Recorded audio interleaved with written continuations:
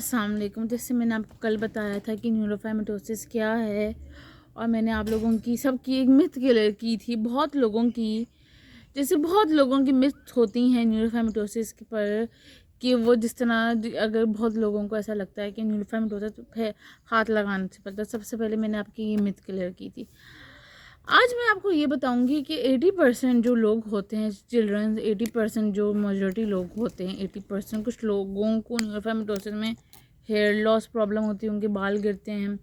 Learning problem होती है, उनको लर्निंग में थोड़ी सी प्रॉब्लम होती है, मैथ में प्रॉब्लम होती है। मोस्टली बहुत सी प्रॉब्लम्स कभी कभी बच्चों को फेस करनी पड़ती हैं, एजुकेशन के रिलेटेड, बहुत सी चीज़ों के रिलेटेड बच्चों को न्यूरोफाइमेटोसिस में की वजह से मतलब फील करनी पड़ती हैं।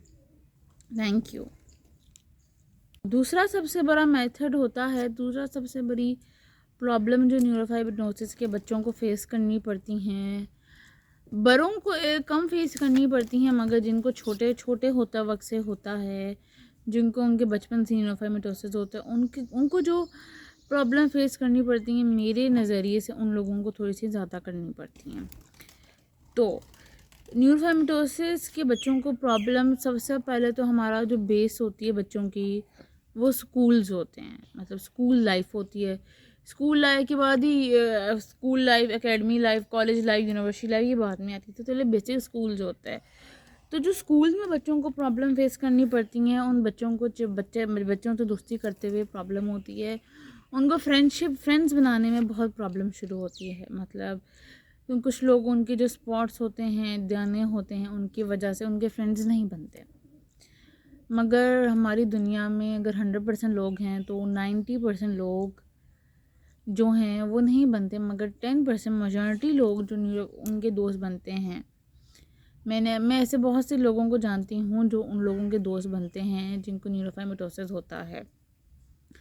तो मेरी नज़रिए में वो लोग बहुत अच्छे होते हैं कि जो दोस्त बनते हैं, वो इंसानियत के नाम पर बहुत अच्छी एक मिसाल होते हैं। जो किसी भी ऐसे इंसान को जो डिज़ीज़ होती है उसके दोस्त बनते हैं, तो वो लोग बहुत अच्छे होते हैं। और दूसरा मसला है कि उनको रीडिंग में प्रॉब्लम होती है, उनको मैथमेटिक्स में प्रॉब्लम्स होती हैं, उनको बहुत सी प्रॉब्लम्स होती हैं, ठीक है। और जो न्यूरोफाइमेटोसिस है, जो NF है, वो 2 टाइप्स के होते हैं, NF1 और NF2। तो मेजर बात जो मैं बताऊंगी आपको आज, फिर बाकी कुछ बातें मैं आपको आने वाले दिनों के साथ आहिस्ता आहिस्ता बताऊंगी। सबसे बात यह है बिहेवियर इश्यूज। सब कहते हैं जिनको न्यूरोफाइमेटोसिस होता है, उनके जो बिहेवियर इश्यूज होते हैं, वो लोग जान के मतलब झूठ ऐसे करते हैं। बिहेवियर इश्यूज जान के निकालते हैं, मतलब झूठ बोलते हैं। ऐसा बिल्कुल नहीं है। आप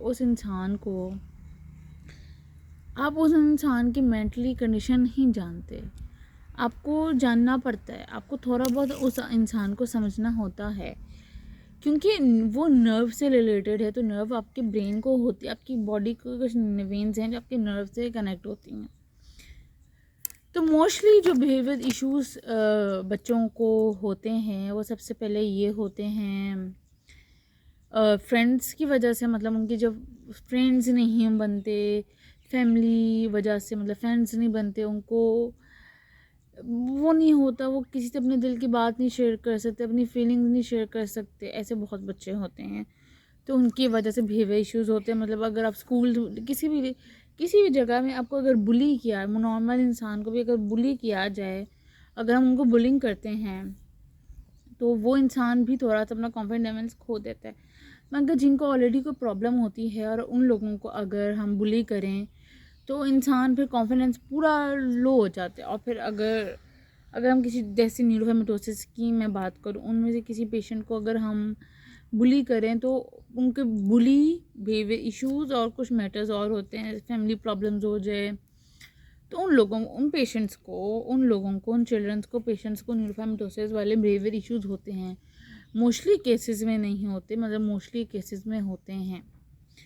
बिहेवियर इश्यूज़ में भी सबसे पहले 5 चीज़ें होती हैं। उनको गुस्सा बहुत आता है, वो डिप्रेस बहुत होते हैं, वो अकेलापन महसूस बहुत करते हैं। तो मेरे नज़रिए में, जो मेरी अपनी ओपिनियन है, तो मेरी ये ओपिनियन है कि जिस भी की फैमिली में जिस भी इंसान को न्यूरोफाइमेटोसिस है, उस इंसान को मतलब प्यार मिलना चाहिए, उसको सबको समझना चाहिए, बहुत इंसान को समझना चाहिए और इंसान की फीलिंग समझनी चाहिए। ये नहीं कहना चाहिए कि हाय वो इंसान बदतमीज़ी कर रहा है, वो ये कर रहा है। आप उसको प्यार से समझाओ, प्यार से आप प्यार से समझाओ ना तो दुनिया बहुत कुछ समझ सकती है।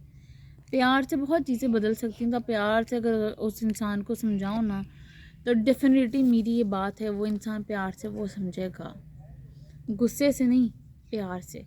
आप कभी उस इंसान को प्यार देकर प्यार करके तो देखो, वो इंसान आपकी कदर करेगा। और वो इंसान आपकी कदर करेगा, प्यार देकर तो देखो उन लोगों को, और उनकी फीलिंग्स की कदर करो और उनको देखो कि वो क्या सोचते हैं, क्या समझते हैं। तो सॉरी, वो मेरी नीस आ गई थी पीछे, तो सॉरी। तो मैं बता रही थी कि प्यार से तो बहुत लोग समझ सकते हैं। अगर आप उन लोगों को प्यार से समझाएं ना तो मेरी अपनी सोच है कि वो लोग ज़रूर समझेंगे।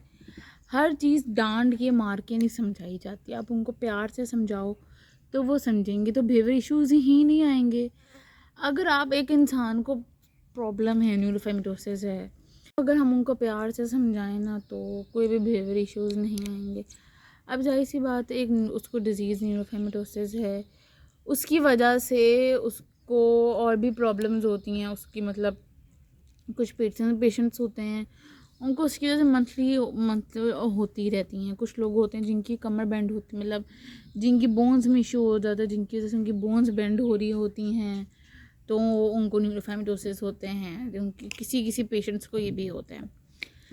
फिर उसको कभी कभी जो दाने होते हैं, स्पॉट्स होते हैं, मैं उनको दाने से, ऐसी बात है वो हैं तो उनको वही बुलाएंगे, मगर उनको जो होते हैं उनको पेन्स बहुत होती हैं, उसमें जो दर्द होती है वो उस इंसान को पता होता है और कोई अगला बंदा नहीं बता सकता। कोई अगला बंदा नहीं बता सकता किसको, ये सबको लगता है कि ये इंसान है, ये सिर्फ हमदर्दी पाना चाहता है, ये हमदर्दी के लिए नाटक कर रहा है। सॉरी टू से, मगर दुनिया हमदर्दी के लिए नाटक नहीं करती। जिनको दर्द होती है ना, आप अगर उनसे पूछें ना तो वो बताएंगे आपको कि हमदर्दी है या किस चीज़ के लिए उनको दर्द होती है। उनको वाकई ही दर्द होती है। एंजाइटी, गुस्सा आना तो नॉर्मल है। अगर नॉर्मल लोगों को गुस्सा और एंजाइटी हो सकती है तो जिनको डिजीज़ है उनको क्यों नहीं हो सकती। उनको तो वैसे ही नर्व्स की प्रॉब्लम है, नारों की। नर्व का मतलब तो वेन्स होती हैं, उनको वेन्स की ही प्रॉब्लम है, तो फिर सॉर्ट ऑफ होता है। आपको अगले बंदे को उसको समझाने का तरीका आना चाहिए। आप किसी इंसान को, अगर छोटा बच्चा ले लो, एक छोटा बच्चा ले लो, उसको भी आप डांट के समझाओगे ना तो वो आपकी बात नहीं सुनेगा। अगर आप उसी बच्चे को वही बात प्यार से समझाओगे ना तो वो आपकी बात लाजमी सुनेगा। आपके घर में छोटे बच्चे होंगे, मेरी नीसेस हैं, मैं अपनी नीसेस को डांटती हूँ, डांट के को बात समझाऊँ तो बोले मेरी बात नहीं मानती। मैं उनको वही बात है, अगर प्यार से समझाऊँ ना तो वो एक में कहती जी खाला, हम अभी करते हैं, ठीक है ना, एग्जाम्पल है। तो उसी तरह के हमें लोगों के साथ अच्छा रहना चाहिए, जिनको प्रॉब्लम्स है उनके साथ हमें अच्छा रहना चाहिए। और हमारा इस्लाम भी तो यही हमें सिखाता है कि हमें लोगों के साथ अच्छी तरीके से रहना चाहिए। वैसे तो हम इस्लाम की बहुत बातें करते हैं, मगर जब इस्लाम की सही बात उठानी पड़ती तो हम चुप हो जाते हैं। तो हमें, मेरे मुताबिक हमें उन लोगों को जिनको न्यूरोफाइमेटोसिस है, या किसी को भी आपको समझना चाहिए, तो उनको बातें नहीं करनी चाहिए, ठीक है। Thank you so much. तो मेरे ख्याल से आज आपको समझ आया होगा कि बिहेवियर इश्यूज़ के बारे में। तो कल मैं आपको ये बताऊंगी, तो मतलब कल क्या, आने वाली नेक्स्ट वीडियोस में मैं आपको ये बताऊंगी कि सोशल लाइफ में उनको क्या प्रॉब्लम्स होती हैं, स्पोर्ट उनको क्या, किस किस की सपोर्ट ज़रूरत होती है। सपोर्ट बताऊंगी, सपोर्ट का असली मतलब क्या होता है, गेंद वाला सपोर्ट नहीं। जिनको कोई भी डिजीज़ होती है उनके लिए सपोर्ट कितना ज़रूरी होता है। नेक्स्ट टॉपिक हो गया है, तो नेक्स्ट टॉपिक में बताइए सोशलाइज होगा, मतलब उन लोगों को सोशलाइज होने में क्या प्रॉब्लम होती है, हेल्थ इश्यूज़ और भी इश्यूज़ के बारे में मैं आपसे बात करूँगी। मैं फिर बताना चाहती हूँ, मैं कोई डॉक्टर नहीं हूँ। मुझे न्यूरोफाइमेटोसिस के बारे में कुछ ये बातें क्यों पता हैं, जानकारियाँ क्यों हैं, वो मैं आपको आने वाली वीडियोस में बताऊँगी, ठीक है ना, कि मुझे इतना न्यूरोफाइमेटोसिस के बारे में क्यों पता है, उनको सोशलाइज होने में क्या है। तो अगला मेरा टॉपिक होगा सोशलाइज के ऊपर, कि उन लोगों को सोशलाइज होने में जो प्रॉब्लम्स फेस करनी पड़ती हैं, और उसमें हेल्थ इश्यूज़ और बहुत से इश्यूज़। तो मैं ये भी बता रही थी कि मैं आपको बताऊंगी कि मुझे इतना न्यूरोफाइमेटोसिस के बारे में कैसे पता है। तो तो मेरी आने वाली वीडियोस में मैं आपको सब कुछ बताऊंगी। तो मैं फिर बताऊंगी मैं डॉक्टर नहीं हूँ। तो और सबसे बड़ा होता है कॉन्फिडेंस। आज अगर मैं यहाँ बैठकर आप सबके साथ न्यूरोफाइमेटोसिस के बारे में कुछ शेयर कर रही हूँ, तो ये जो मैं यहाँ बोल रही हूँ, इतना कॉन्फिडेंस मेरे में कहाँ से आया, किस वजह से आया, किस इंसान की वजह से आया, वो भी मैं आपको आने वाली चंद वीडियोस में, आगे वाली वीडियोस में ज़रूर बताऊँगी।